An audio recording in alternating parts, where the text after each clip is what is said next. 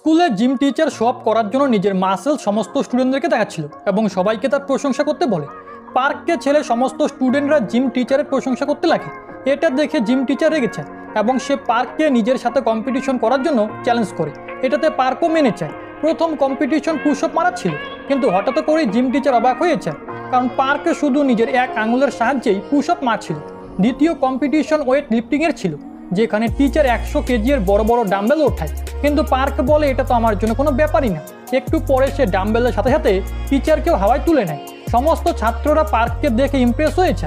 তৃতীয় competition spare ছোড়ার ছিল।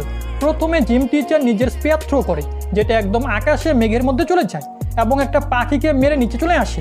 এরপর জ্যাক যখন স্পেয়ার আকাশে থ্রো করে, তো সেটা এতটা দূরে চলে যায় যে কেউ দেখতেই পারছিল না। একটু পরে সমস্ত বাচ্চারা চিৎকার করতে করতে ভয় পেয়ে সেখান থেকে পালিয়েছে, কারণ পার্কের স্পেয়ার সোজা গিয়ে সুপারম্যানের শরীরে লাগে আর সুপারম্যান এসে নিচে পড়ে যায়।